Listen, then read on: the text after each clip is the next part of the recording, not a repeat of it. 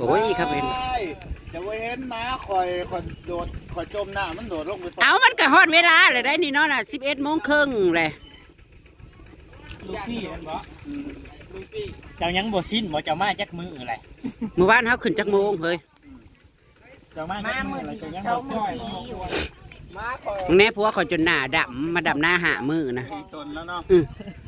ก้อนเมฆเต็มหน้าอยู่ผู้หน้าถ้าบ่ปิด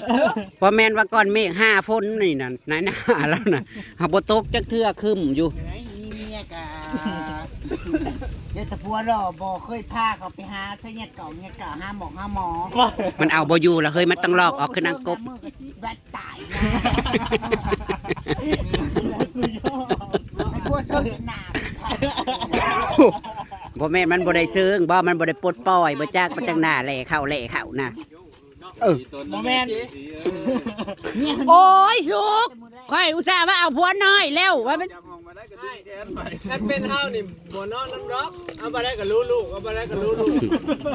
เจ้านี่อุตส่าห์ว่าเอาผัวน้อยว่ามันเชิงเก่งเอาผู้เฒ่าแล้วมันบ่ได้ดอก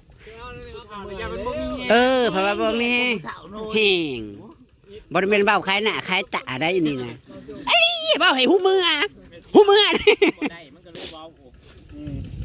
พี่น้องเอ้ยจังได๋กะคันบ่เว้านั่นนี่มันก็เว้าเรื่องอื่นมันก็บ่มีต่อเนาะบ่ม่วนบ่ไปเว้านี่มันก็ได้เลยเด้อเฮ้ยพอได้ตอดนะเฮ้ยเนาะเว้าเรื่องประสบการณ์มึงเฮ้ยมันก็บ่แปลกดอกมึงนั่นขณะกูมีผัวก็ยังมึงสิบ่นั่นได้มีก็ซ้ำบ่มีก็บ่ว่าได้เนาะเฮ้ยกูก็เข้าใจมึงอยู่ดอกเฮ้ยความแห้งมันเป็นอะไรเอาคันคายหน้าผู้อื่นเข้ากันนั่นแต่ว่าเฮ็ดกับปลาได้แท้เพิ่นลงเพิ่นลืมบ่เฮ้ยเพิ่นเฒ่าแล้ว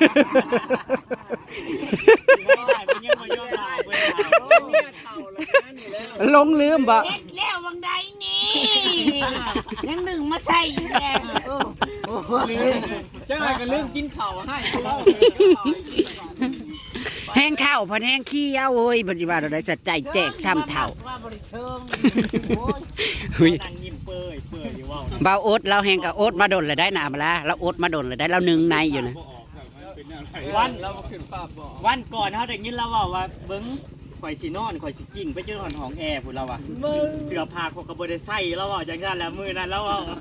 ฉันตื่นมาแต่ละมื้อนะนอนอยู่ที่ทางประตูพี่ปานแมนบ่โอ๊ตแมนนาลีแสดงว่าถ้าเขากิ้งไปจะได้หาอยู่เรานั่นแล้วลูกเป็นเนี่ยเห็นเขาห่วงหรือเปล่าลูกบ่ได้ไปเหี่ยวคอยใช้แพมเพิร์ดไว้มาสู้เราก่อนไปลุงเงียวได้กลางคืนก่อนใช้แพมเพิร์ดเอามานอนพกประตูเหี่ยวใส่บ่อนเดียวล่ะเนาะว่าต้องซักโอ้ยข้าเจ้าเงียวไว้แล้วก็เราบริษัทไหนเราเสียไปนอนนั่นไว้เอาบาซุกส่วนเราคืนทอดจุดเลยจ้ะโอ้ยพากินน้ำมันก็สิบ่แล้วให้ดีเนาะสองเทื่อพักแล้วป่ะวะกลางเลยสิต่อเวลาหายอยู่ดอกเนาะฮะพัก1 ชั่วโมงกับสิต่อเวลาหายอยู่ดอกสัก20 นาทีเนาะบ่เอาขึ้นบ่ายเอาลงคำได้บัดนี้แล้วอยู่ดอกลงรอบแรงน่ะมันม่วนก็ย้ำมื้อเช้าเดี๋ยวมื้อนี้บรรยากาศเป็นใจนะคึมเฮ้ยรอบเช้าไหนยังเงียบอยู่รอบแรงเขานี่เงียบขึ้นเปลี่ยนกันขึ้นสุพลมากขึ้นตอนค่ำอำมาลาผัดลงเลยมันเนาะช่วงค่ำๆก็สิเลิกงานเนาะมันใกล้สิได้เลิกงานจะได้พักผ่อนเด้สาวแห้งห้องเพลงแห้งอร่อยเนี่ยรอยอมใครบ้างนะเขามีแล้วบางแฉลงเนียงบางกระดาษต้มน้ำดีละแปลว่ายังบัดนี่บ่าวค่อยใหญ่เกี่ยวไปงมยายมาบ้างเจ้ายังเดี๋ยวจังไงอีแหงเงินมาอีกตะบานย่าง ตะแกรงเตรียถ้าบ้าเลยบ่แปลยังตะแกรงเตรียนะบ่ชมเจ้าฮู้ภาษานี่อยู่บ่บ่โอดภาษาอีหยัง เราเว้าได้ เจ้าเว้าเมื่อวานนี่นะภาษาเขาแปลว่าอีหยังเฮาคือถามเบาแหละเราฮู้จักบ่เออ ตามเราสิไปฮู้แล้วบ่แม่นคนทางนั้น บ่เห็นเล่าเว้ากันเมื่อวานนี่เด้เราสอนผู้ใดเลยคอยบ่ได้เว้าว่าเล่าถึงเล่ากับเล่าลุ่มคือเฮานี่ กับเล่าลุ่ม ทางใด บ้านหลัง เอากับบันน้องบัวนี่น้องบัวหลวง เฮ้ยน้องโม ตะกี้ก็เป็นเมืองเดียวกับเฮานี่แต่บัดนี้นะเขาเจ้าก็แยกออกไปเป็นเมืองซนบัดนี้คือบ้านนาดูนาจารย์ตะกี้อยู่ไซพุทองหรือใหญ่มาอยู่เมืองสองคอนนี่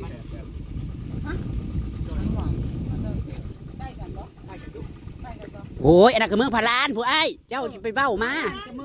พารานเมืองพุ่นนั่นอันนี้เมืองซน ส่วนเมืองพลาด ไปทางไหนวะพาราน ไปทาง ไปทางนี้เมืองซนนี้ผ่านเมืองซนไปนี่ เออ บ้านนาก้อยแม่นบ่บ้านไปทางตุยพลาดพลาด แมนป่าแดงร้อย อืม ทางเซโน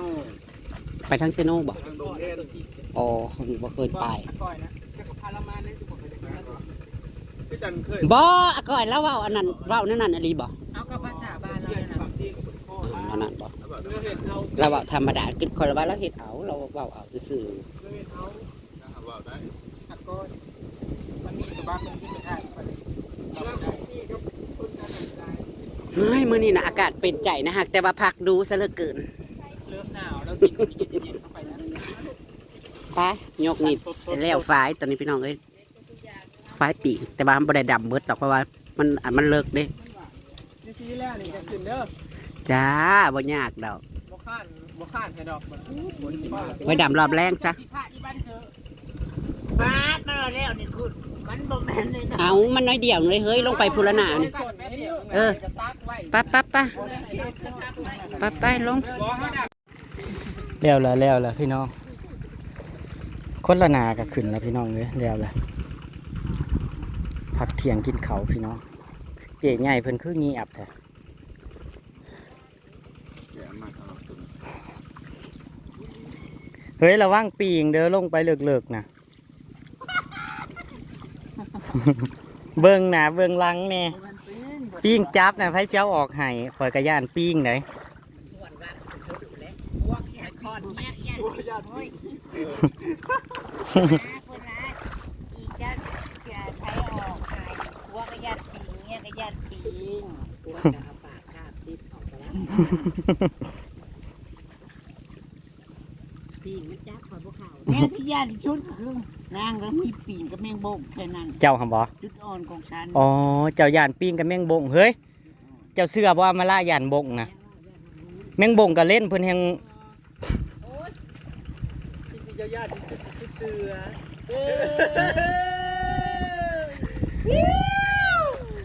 เว้าไม่ดูเว้าถึงใจแต่กำลังสิเว้า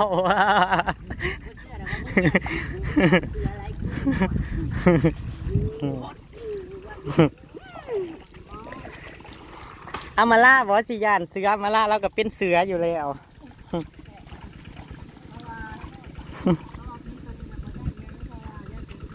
ย่านแต่เสือแม่นบ่แม่เซียว เจ้าย่านบ่เสือน่ะ เฮ้ย ย่านเสือบอกกินเคยนะคะ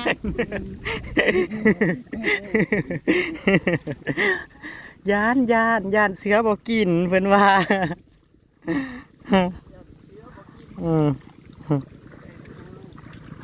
เจ้าเหลืออีกน้อยหนึงพี่น้องก็สิขึ้นแล้ว เสียถ้ำนางคำข้างถ่าอยู่พูอยู่คันแทน่าฟังพูนบ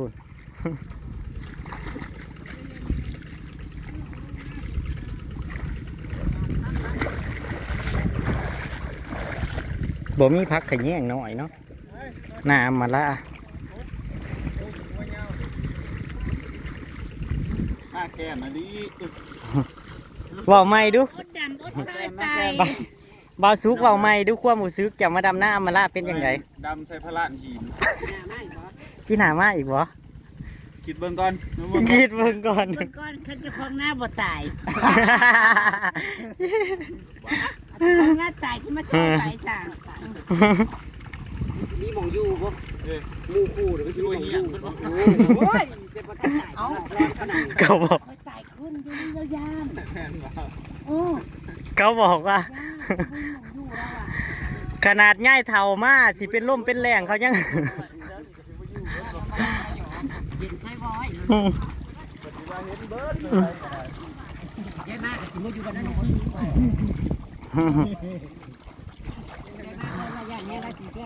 ความเฮีย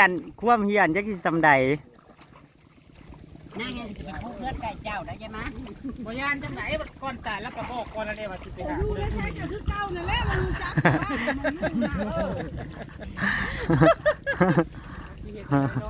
เ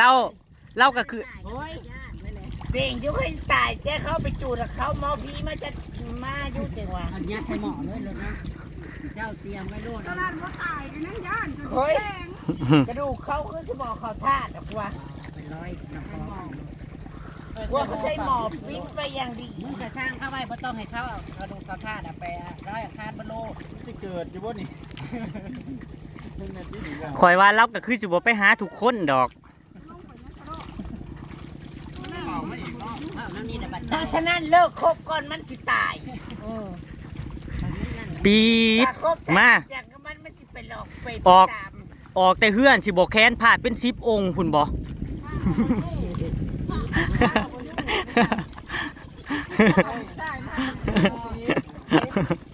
ั่งเป็นยังมานั่งกับพึ่งบ่ฮอดเข้าก่อนดอก ท่าไหนรอด ไปฮอดเบี้ยงคุณก่อนหมูจ่ายกี่เงิน วิญญาณน่ะไป ข่อยว่าเราสิไปนั่งอยู่สนามบินนั่นแหละ ไปเอามาฮอ เป็ ด นพี่ก็ได้สิขี้เครื่องบิน เอาสวยแหละรวยมาอักท่านหายตัวไปมันก็บริสมศักดิ์ศรีนะ แม่นมันหายตัวไปมันก็สิสมศักดิ์ศรีจังใด นั่งของนั่งเครื่องนะคะ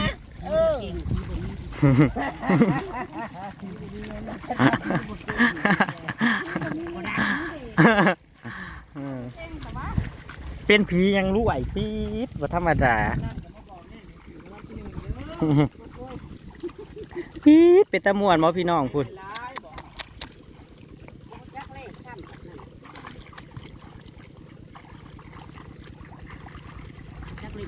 เที่ยงแล้วพี่น้องผู้ดีเที่ยงผู้ดีแล้วนี่เที่ยงผู้ดีเลย เกือบข้ามเลยเกือบข้ามนั่นดิน้อยเนี่ย เราก็จะขึ้นกินข้าวกินปลาพี่น้องมาลุ้นกันว่าวันนี้เมเสียมาลาไปสิได้อิหยังสู่ทีมงานเฮากินเนาะพี่น้อง เช่าผู้ที่จะมา เอาแม่นบ่ บอกไม่ตี แม่ที่โอ้ยพี่น้องขึ้นกินมุกปลาแดกกับมุกปลาแดก ไปที่มันตีแนวอยู่แนวกินมายังมากจะกินโลด เอาใหม่ดู เราจะหาย แล้ แล้ว วปล่อยป่าตาย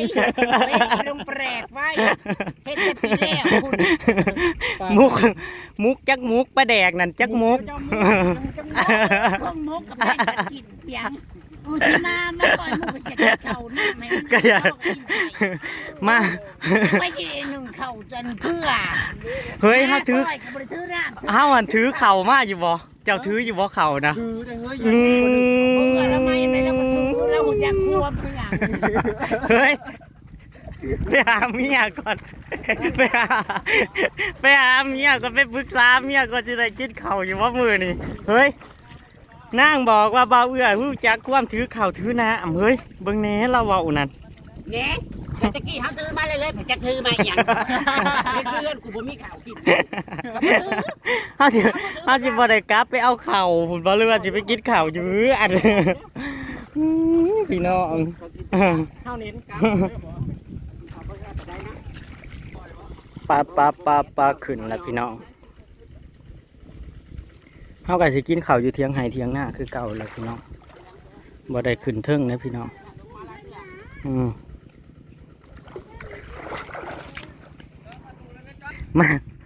มาดำหน้าเขาเป็นไงถือพายกระตาบักใหญ่กระไข่แบบว่าทั้งกินทั้งห่อ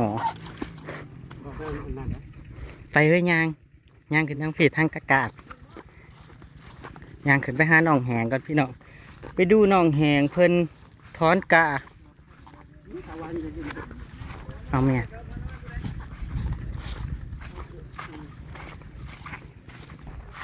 ไปหาหนองแหงก่อนพี่น้องพีดนางเปลี่ยนสุดออกเป็นสุดเก่าแล้วพี่น้อง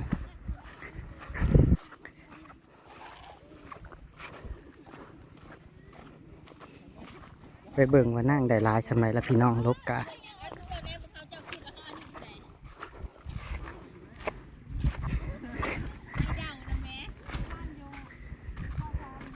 ปี๊ดคือมาเลิศสะแม่นแตนแท้คือมาเลิศสะแม่นแตนแท้ปี๊ดน้องแหงปี๊ดทักเปียมาอีกทักเปียน้ำได้เฮ้ยใส่แว่นตาดำลกกะ แม่มันโลกพัฒนามันแรงจนเสร็จเขาเท่นนะเคยมีลิตรบ้านน้องแตงนา พี่น้องสามารถเลิศสะแม่นแตนแท้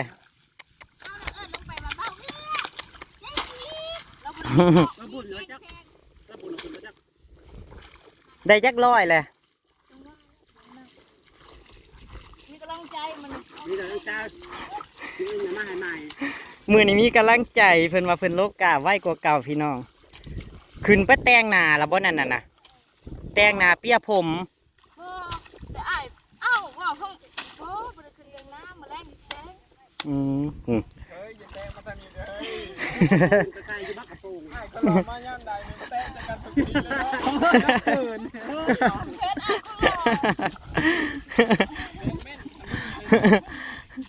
เล่าอันโดนแต่ลูกหลงเจ้าเล่านั่นโฟน คือสิบ่ได้แดดเลยเนาะใส่แว่นตา ว่าแดดได้ เห็นกาเป็นสีหยังเห็นหันหน้ามาดูหันหน้ามาดูหันหน้ามาดูอืม มันมืด ถามว่าเห็นกาเป็นสีหยังเป็นสีมืดๆแต่ยังจับกาได้ได้แต่ยังจับกาถือ อยู่แล้วก็ว่ากาคือบ่ตาลีตากูเขียว ไปพี่น้อง ไปขึ้นพักผ่อนกินข้าวไป ร่างตัวร้องสุด ล่างตัวล่องสูตรกินข้าวไปใส่สูตรงามๆนั่งกินข้าวสวยๆไปเบาแหล่ไปอืม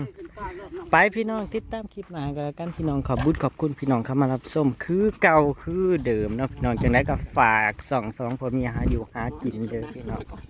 นี่เพิ่นนางกองสุดไว้อย่างนี้พี่น้อง